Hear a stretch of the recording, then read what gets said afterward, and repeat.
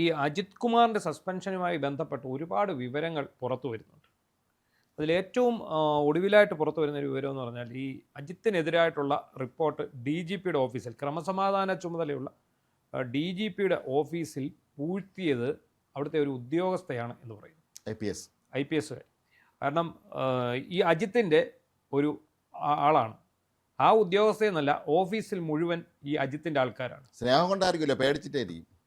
കാരണം ഇയാൾക്കൊപ്പം ജോലി ചെയ്ത് ഇയാളുടെ ഒരു ഭീഷണിക്ക് വഴങ്ങി അങ്ങനെ നിന്നുകൊണ്ടിരുന്ന അയാളാണ് ഈ ഓഫീസ് അടക്കി ഭരിച്ചിരുന്നത് അജിത്ത്. ആര് ഡി ജി പി ആണെങ്കിലും ആർ അജിത് കുമാർ ആയിരുന്നു ഫലത്തിൽ കേരളത്തിന്റെ ഭരണം നിയന്ത്രിച്ചിരുന്നത്. Pinarayi Vijayan super D G P ആയിരുന്നു. അപ്പോൾ അങ്ങനെ സൂപ്പർ ഡി ജി പി ആയിരുന്ന ഇയാളുടെ ചാരന്മാരെയാണ് ഇവിടെ മൊത്തം നിയോഗിച്ചിരിക്കുന്നത്. ഡി ജി പി പറഞ്ഞാൽ പോലും അവർ കേൾക്കുകയില്ല, പക്ഷെ അജിത്ത് പറഞ്ഞാൽ അവർ കേൾക്കും. അജിത്ത് ഇപ്പോൾ ഒരു എസ് പിയുടെ തസ്തികയുള്ള വെബ്കോയുടെ MD ആയിട്ട് ഇരിക്കുന്ന സമയത്ത് പോലും അയാൾ അവിടെ ഇരുന്ന കാര്യങ്ങൾ നീക്കിക്കൊണ്ടിരുന്നു. ആ കാര്യങ്ങൾ നീക്കുന്നതിൻ്റെ ഭാഗമായിട്ടാണ് ഇയാൾക്കെതിരായി വന്ന റിപ്പോർട്ട് അയാൾ അപ്പോഴേ അറിഞ്ഞു. ഇയാൾ അറിഞ്ഞു എന്ന് മാത്രമല്ല, ഈ റിപ്പോർട്ട് 23 ദിവസം ഡി ജി പിയുടെ ഓഫീസിൽ കെട്ടിക്കിടന്നത് അങ്ങനെയാണ്. ഒരുപാട് ഇത് സംബന്ധിച്ച തെറ്റിദ്ധാരണപരമായ വാർത്തകൾ പുറത്തു വന്നിട്ടുണ്ടായിരുന്നു. ഇത് ആഭ്യന്തര വകുപ്പ് മന്ത്രി ഓഫീസ് എന്ന് പറഞ്ഞത് അല്ല, അത് സത്യമാണ്, തെറ്റിദ്ധാരണയല്ല. അതെന്താണെന്നറിയാമോ? ഈ സംഭവം അവിടെ പൂഴ്ത്തി വെച്ചു. എന്നാൽ ഇത് പൂഴ്ത്തി വെച്ചു എന്നുള്ള ഒരു ആഭ്യന്തരമന്ത്രിയുടെ ഓഫീസിൽ അറിഞ്ഞിട്ടും മേടിച്ചെടുക്കാൻ അതാണ് ഇതിനകത്തെ സംഭവം. അപ്പോഴാണ് പലപ്പോഴും രമേശ് ചെന്നിത്തലയോട് മാധ്യമപ്രവർത്തകർ ചോദിച്ചല്ലോ, എനിക്ക് തരാതെ ഞാൻ എന്ത് ചെയ്യാൻ പറ്റും? 23 ദിവസം മുമ്പ് വന്ന റിപ്പോർട്ട് പിന്നെ ഡി ജി പിയുടെ ഓഫീസിൽ പൂഴ്ത്തി വെച്ചിരിക്കുന്നുള്ള വിവരം അറിയാൻ പറ്റാത്ത വിധം തീർത്തും പിടിപാടില്ലാത്തവനാണോ ഇവിടുത്തെ ആഭ്യന്തരമന്ത്രി? അങ്ങനെയാണ് ഇനി ചെയ്യേണ്ടത്. പൂഴ്ത്തി വെച്ച IPS ഉദ്യോഗസ്ഥയ്ക്ക് അവിടെയാണ് ചെയ്യേണ്ടത്. അപ്പം എന്താണ് സംഭവിച്ചിരിക്കുന്നത്? പൂഴ്ത്തിവെൽപ്പ് എന്ന് പറയുന്നത് ഇവർ അറിഞ്ഞതാണ്. ഇന്റലിജൻസ് സംവിധാനങ്ങൾ ശക്തമാണ്. ഇതറിഞ്ഞു. അപ്പോൾ ഇവർ വിചാരിച്ചു പൂഴ്ത്തി ഇരിക്കുന്നെങ്കിൽ അവിടെ ഇരുന്നോട്ടെ. ഇപ്പം അജിത്തിനെതിരെ ഈ സംഭവങ്ങൾ വന്നു, ഈ റിപ്പോർട്ട് വന്നു, ഈ സസ്പെൻഷൻ വന്നു. ഇനി ഏറ്റവും പ്രധാനപ്പെട്ട സംഭവം അജിത്തിനെതിരെ കേസെടുക്കുക എന്നുള്ളതാണ്. FIR ഇട്ട് കേസെടുക്കുക എന്നുള്ളത്. അതിന് ഈ സർക്കാർ ഒരു കാരണവശാലും തയ്യാറാവില്ല. അതാണ് അതിൻ്റെ പിന്നിലുള്ള പ്രധാനപ്പെട്ട കാര്യങ്ങളിലൊന്ന്. ഏതായാലും നമ്മൾ ആ ഞെട്ടിപ്പിക്കുന്ന കാര്യങ്ങൾ ഓരോന്നായി പുറത്തുനിന്നുകൊണ്ടിരിക്കുന്ന അജിത് കുമാറുമായി ബന്ധപ്പെട്ട് ഇയാളുടെ ഇടപെടലുകൾ, ഇയാൾ ഓരോ ഉപദ്രവിച്ച മനുഷ്യരെക്കുറിച്ചും അതിൻ്റെയൊക്കെ തന്നെ കഥകൾ ഓരോന്നോരോന്നായി പുറത്തുനിന്നുകൊണ്ടിരിക്കുകയാണ് ഇപ്പോഴും. ഇയാൾക്കെതിരെ നടപടി വരില്ല എന്ന് പറയാൻ കാരണം, ആരെങ്കിലും പൊതു താല്പര്യ ഹർജിയുമായി കോടതി പോകാതെ അജിത്തിനെ ഒന്നും ചെയ്യാൻ സാധിക്കില്ല. ഈ സർക്കാരാണ് അനുമതി കൊടുക്കേണ്ടത്. ഇയാൾക്കെതിരെ കേസെടുക്കാൻ സർക്കാർ അനുമതി കൊടുക്കണം. അജിത്തിനെ സസ്പെൻഡ് ചെയ്തത് പോലും മനസ്സോടെയാണ്. ആ സ്ഥിതിക്ക് ഈ കേസെടുക്കുന്ന കാര്യം കൂടെ വന്നു കഴിഞ്ഞാൽ അതോടുകൂടി അജിത്ത് തീരുകയാണ്. ഈ കേസോടെ എടുത്ത് ഇയാൾ പ്രതിയായാൽ ഇയാളെ അറസ്റ്റ് ചെയ്യേണ്ടി വരും.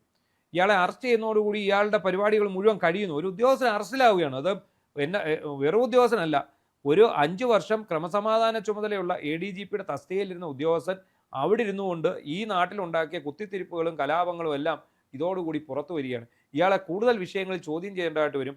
ഇയാൾ കാട്ടിക്കൂട്ടിയിട്ടുള്ള ക്രമക്കേടുകളുടെയും അഴിമതികളുടെയും ആഴത്തിലുള്ള വിവരങ്ങൾ പുറത്തേക്ക് വരും. അതിൽ മറ്റു പലരും പങ്കാളികളാകും. ഇതെല്ലാം കൂടെ ആയപ്പോഴേക്കും ഭരണപക്ഷവും പ്രതിപക്ഷവും കൂടെ ഒന്നിക്കുന്ന ഒരു അവസ്ഥയിലേക്കാണ് കാര്യങ്ങൾ. ഇയാൾക്ക് 2 ഭാഗമുണ്ട്. മൂന്ന് കേരളത്തിലെ 3 മുന്നണികളും ഇയാൾക്ക് പിന്തുണ പരോക്ഷ കൊടുക്കുന്ന ഒരു വലിയ വിഭാഗം നേതാക്കൾ എല്ലാ മുന്നണികളിലുണ്ട്. 3 ഇയാളെക്കുറിച്ച് BJP എന്തെങ്കിലും മിണ്ടിക്കേട്ടോ? ഒന്നും മിണ്ടിയിട്ടില്ല. BJPയുടെ മാനസപുത്രനാണ് അജിത്ത്. ഇത് വെറുതെ പറയുന്നതല്ല. BJPയും പിണറായി സർക്കാരും തമ്മിലുള്ള ബന്ധത്തിൻ്റെ പാലമായിട്ട് വർത്തിച്ച ആളാണ് ഈ അജിത്ത്. അങ്ങനെയാണ് ഈ തൃശ്ശൂർ പൂരം കലക്കുന്നത്. തൃശ്ശൂർ പൂരം കലക്കിയത് അവിടെ BJPയുടെ രാഷ്ട്രീയ ലക്ഷ്യത്തിന് വേണ്ടിയാണ് തൃശ്ശൂർ പൂരം കലക്കിയത്. ആ തൃശ്ശൂർ പൂരം കലക്കാൻ വേണ്ടി ഇയാൾ കളിച്ച കളികളെല്ലാം വ്യക്തമായിട്ട് പുറത്തു വന്നതാണ്. അതുകൊണ്ട് അവിടെ തട്ടുകേട് പറ്റിയത് CPIക്കാണ്. എന്നാൽ CPIയുടേത് വെറും മനരോധനമായി മാറി. CPI ആരോഗ്യം പോകുന്നത്. CPIക്ക് എന്തെങ്കിലും വിലയുണ്ടോ? ഇടത് മുന്നണിയിൽ ഒരു വിലയില്ല. ഇവരെന്തിപ്പോൾ പ്രതിപക്ഷ ഉപനേതാവ് സ്ഥാനം വേണമെന്ന് പറഞ്ഞിട്ട് പണിയൊക്കെ അവർ പറഞ്ഞിട്ടുണ്ട്. അത്രേ ഉള്ളൂ. അല്ല സ്വാഭാവികം CPIക്കാർ ചോദിക്കുന്ന ചോദ്യമാണ്, ഒരു പഞ്ചായത്ത് വാർഡിൽ 10 വോട്ട് കിട്ടി ജയിക്കാൻ ഒറ്റയ്ക്കൊന്ന് മത്സരിക്കാനുള്ള ധൈര്യം അവർക്ക് കൊണ്ടുവന്നാണ്? ഇല്ല. അതാണ് CPIക്ക് സുനിൽകുമാറാണല്ലോ അവിടെ മത്സരം. ആ സീറ്റിൽ സുരേഷ് ഗോപി വിജയിക്കാൻ വേണ്ട കാര്യങ്ങളെല്ലാം ചെയ്തു കൊടുത്തത്. അല്ല, അത് തന്നെ അജിത് കുമാറിന്റെ ബലവും. അവിടെ കേന്ദ്രത്തിൽ പിടിയുണ്ട്, ഇവിടെയും പിടിയുണ്ട് എന്നുള്ള ധൈര്യം അല്ല, അതാണ് കറക്റ്റ് കാര്യം. ഇയാളെ ഭയപ്പെട്ടിരുന്നത് അതുകൊണ്ടാണ്. അവിടെ ഇവിടെയും പിടിയുണ്ട്. ഇതിനിടയിലെ പാലം അജിത്തായിരുന്നു. അതിന് ഒരുപാട് ഉദാഹരണങ്ങളുണ്ട്. വയനാട്ടിൽ പ്രധാനമന്ത്രി വന്നപ്പോൾ കേരളത്തിന്റെ ക്രമസമാധാന ചുമതലയുള്ള ADGP ആണ് അദ്ദേഹത്തെ കൊണ്ട് ഈ കൂടെ ദുരന്തബാധിത നടക്കുന്നത്. പ്രദേശങ്ങൾ കൊണ്ട് കാണിച്ചത്? ഇവിടെ ചീഫ് സെക്രട്ടറി ഇല്ലേ, ഇവിടെ ആഭ്യന്തര സെക്രട്ടറി ഇല്ലേ, ഇവിടെ ഉന്നത ഉദ്യോഗസ്ഥന്മാരില്ലേ? DGP 10 അടി ദൂരെ മാറിയിരിക്കുക. അതെ, ഇവിടുത്തെ മുഖ്യമന്ത്രി ഇല്ലേ? ഇവരൊക്കെ ഇവിടെ മുഖ്യമന്ത്രിക്ക് സഞ്ചരിക്കാൻ ബുദ്ധിമുട്ടുണ്ടെങ്കിൽ അടുത്ത മുഖ്യമന്ത്രി അല്ലെങ്കിൽ അടുത്ത ആൾക്ക് പോകാമല്ലോ. ഇനി അവർക്ക് ഭാഷയ്ക്ക് പ്രശ്നമുണ്ടെങ്കിൽ ദ്വിഭാഷയെ വെച്ച് സംസാരിക്കാമല്ലോ. പക്ഷേ അജിത്താണ് ഇതിൻ്റെ കൂട്ടത്തിൽ മുന്നോട്ട് പോയത്. എന്താണ് അതിൻ്റെ കാര്യം? ഇപ്പോൾ ആ ഒരു ഇവർ തമ്മിലുള്ള ആ ഒരു ധാരണ ഈ ഇലക്ഷനോട് കൂടി പൊളിയുകയാണ് ഉണ്ടായത്. അതോടുകൂടി പക്ഷേ അപ്പോഴും അജിത്തിന് UDFന്റെ കേന്ദ്രങ്ങളിൽ പിടിയുണ്ട്.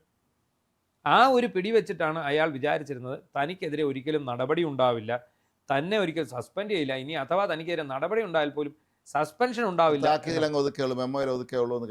എന്ന് കരുതിക്കൊണ്ട് ഇരുന്ന ആളാണ്. എന്താണെങ്കിലും ഒരു കാര്യം ഉറപ്പാണ്, അജിത്തിൻ്റെ ആൾക്കാർ ഇപ്പോഴും ആ ഓഫീസിലുണ്ട്.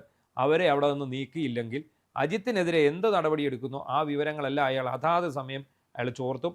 അയാൾക്ക് ഈ അവിടെ കിട്ടുന്നതിന് മുമ്പ്, അതായത് ആഭ്യന്തര സെക്രട്ടറിയുടെ കയ്യിൽ ഫയൽ ചെയ്യുന്നതിന് മുമ്പ് അല്ലെ DGPയുടെ കയ്യിൽ ഫയൽ ചെയ്യുന്നതിന് മുമ്പ് അതിൻ്റെ പകർപ്പ് അജിത്തിന് എത്തിയിരിക്കും. ഉറപ്പാണല്ലോ, അതൊക്കെ ഉറപ്പാണ്. എല്ലാ വിവരങ്ങളും അജിത്തിന് കിട്ടും. ഇന്നിപ്പോൾ DVSമാരെ സ്ഥലം മാറ്റം ഉണ്ടായിട്ടുണ്ട് ഇന്നലെ രാത്രിയോടുകൂടി.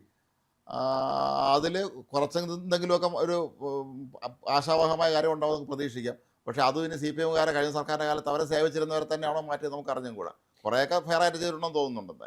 എന്താണെങ്കിലും MR അജിത് കുമാർ ആരായിരുന്നു എന്തായിരുന്നു എന്നുള്ളത് നമുക്കൊക്കെ നേരത്തെ അറിയാം. അതെ, അദ്ദേഹം ഒരു ഇവിടുത്തെ ഒരു കിരീടം വയ്ക്കാത്ത ചക്രവർത്തിയായിരുന്നു.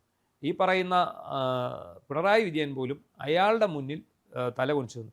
അടുക്കള ക്യാബിനറ്റായിരുന്നു ഇയാൾ. അടുക്കള വഴിയായിരുന്നു ഇയാൾക്ക് പ്രവേശനം. ഇയാൾ ആരാമത്തിൽ നിന്ന് ആന്തൂറിയം പറിച്ച് അടുക്കളയിലോട്ട് കൊടുക്കും. അപ്പോൾ അടുക്കളയിൽ നിന്ന് കമല ചേച്ചി അവലോസുട്ട ഉണ്ടാക്കി അജിത്തിന് കൊടുക്കും.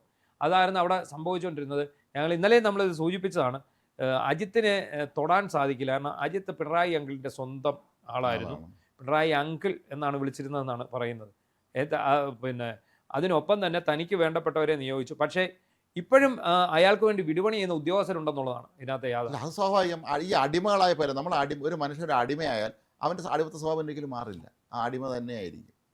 കാരണം ഇപ്പം നമുക്കറിയാമല്ലോ, ഈ 2 ഗ്രേഡ് SI, ഒരു ഗ്രേഡ് SI അല്ലാത്തൊരു SI, ഈ 2 പേർക്കെതിരെ വകുപ്പ് തല നടപടി വന്നു. അവർക്കെതിരെ അല്ലാത്ത നടപടി ഉണ്ടാവും. പക്ഷേ ഇപ്പോൾ ഈ അജിത്ത് പ്രതിയായതുകൊണ്ട് അജിത്ത് പ്രതിയായി പോകും എന്നതിനാൽ കേസ് വരില്ല. കേസ് വന്നാൽ ഇനി അഥവാ കേസ് വന്നാൽ പോലും അതിനകത്ത് ഇവരെ 2 പേരെ പ്രതിയാക്കത്തുള്ളൂ. ഈ ഒരു SI മാത്രമേ അതിനകത്ത്. ഒരു സാധ്യത ഇപ്പോഴും ഉണ്ട്.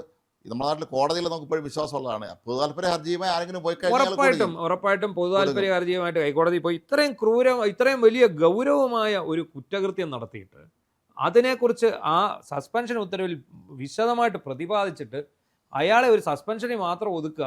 ഒരു പോലീസ് സേന, അതായത് ഭാവി തലമുറയ്ക്ക് പോലും കണ്ടുപഠിക്കാവുന്ന രീതിയിൽ ഒരു നടപടിയാണ് ഇതിനകത്ത്. ഇത് അടിയന്തരാവസ്ഥ കാലത്ത് അന്ന് DGP IG ആണല്ലോ. എന്നാൽ IG ആയിരുന്ന VN രാജനെ മകവയ്ക്കോലും ചെയ്യാതെ ജയറാം പടിക്കൽ, അന്ന് DIG ആയിരുന്ന ജയറാം പടിക്കൽ നേരിട്ട്, ഞാൻ എന്ത് ചോദിച്ചാൽ ഞാൻ ഹോം മിനിസ്റ്റർ അടുത്ത് പറയാം, കരനാരനാണല്ലോ, ഞാൻ അങ്ങോട്ട് പറഞ്ഞോളാം, താൻ ഇങ്ങോട്ടൊന്നും പറയേണ്ട എന്നുള്ള രീതി പെരുമാറുമായിരുന്നു എന്നാണ്.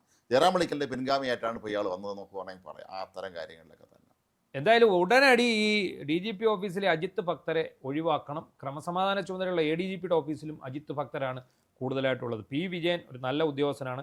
അദ്ദേഹം നല്ല രീതിയിൽ മുന്നോട്ട് പോകുന്നുണ്ട്. അദ്ദേഹത്തിനിട്ട് പണിയാൻ അജിത്ത് പുറത്തു നിന്നാലും ശ്രമിക്കും. കാരണം അയാളുടെ കാലത്ത് അയാൾ ചിട്ടപ്പെടുത്തി ശീലിപ്പിച്ചു വെച്ചിരിക്കുന്ന അനുസരണയുള്ള ചില കക്ഷികളുണ്ട്. അവർ ഇയാളുടെ കൂടെ നിൽക്കുകയുള്ളൂ. അവരിപ്പോഴും അജിത് കുമാർ സാധുവാണ് എന്ന് പറഞ്ഞ് നടക്കുന്ന ഒരാളാണ്.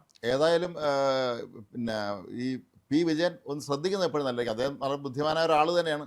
എന്നാൽ പോലും കൂടെ നിൽക്കുന്നവരെ പോലും അദ്ദേഹം ഒരു പരിധി വരെ പൂർണ്ണമായും വിശ്വസിക്കാൻ പറ്റാത്തൊരവസ്ഥയാണ് ഇപ്പോൾ. കാരണം എല്ലായിടത്തും ഈ അജിത്തിൻ്റെ ചാരന്മാരാണുള്ളത്. ഏറ്റവും പ്രധാനപ്പെട്ട ക്ലീനിങ് ഈ ഉദ്യോഗസ്ഥയെ അവിടുന്ന് മാറ്റുക എന്നുള്ളതാണ്. ആ ഉദ്യോഗസ്ഥയെ അവിടുന്ന് മാറിയില്ലെങ്കിൽ ഉറപ്പായും സർക്കാർ ഇയാൾ അറിയും, ഇയാൾ അട്ടിമറിക്കും.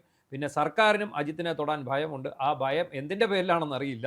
അത് എന്തിൻ്റെ പേരിലാണെങ്കിലും ശരി, അത് സർക്കാരിന് കൂടുതൽ നാണക്കേടുണ്ടാകുകയുള്ളൂ. ആരെങ്കിലും കോടതിയെ സമീപിച്ചാൽ കോടതിയുടെ ഭാഗത്തു നിന്ന് രൂക്ഷമായ വിമർശനം ഉണ്ടാകും അജിത്തിനെതിരെ. അജിത്ത് ആരാണ് എന്താണെന്നുള്ളത് കൃത്യമായിട്ട് വെളിയിൽ വന്നു കഴിഞ്ഞു. ആ സ്ഥിതിക്ക് സർക്കാർ തങ്ങളുടെ തടി സംരക്ഷിക്കുന്നതായിരിക്കും ഏറ്റവും നല്ലത്. ഈ റിപ്പോർട്ട് പൂഴ്ത്തിയ ഉദ്യോഗസ്ഥ ആ ഷൊർണൂരിലുള്ള മറ്റേ വെട്ടുകത്തി മൺവെട്ടി ഉണ്ടാക്കുന്ന ഫാക്ടറിയുടെ എങ്ങാനും MD ആയിട്ടോ മറ്റോ തൽക്കാലം മാറ്റിയാണ് വേണ്ടത്. എന്താണെങ്കിലും അജിത്തിൻ്റെ പിടിവള്ളികൾ അല്ലെങ്കിൽ അജിത്തിൻ്റെ കരാള ഹസ്തങ്ങൾ പല രൂപത്തിൽ പല ഭാവത്തിൽ കരങ്ങൾ പോലീസ് ആസ്ഥാനത്തുണ്ട്. അതുകൂടി വെട്ടിമാറ്റിയെങ്കിൽ മാത്രമേ ഇയാൾക്കെതിരെ നടപടി പൂർണ്ണമാകൂ. അതിനൊപ്പം ഇയാൾക്കെതിരെ കേസെടുക്കുകയും വേണം. ഇയാൾക്കെതിരെ സർക്കാർ കേസെടുക്കില്ല എന്നുള്ള ഉറപ്പിൽ മുൻ ഉദ്യോഗസ്ഥരടക്കം കോടതിയിൽ പോകാൻ റെഡിയായിട്ട് നിൽപ്പുണ്ട് എന്നാണ് നമുക്ക് കിട്ടുന്ന വിവരം.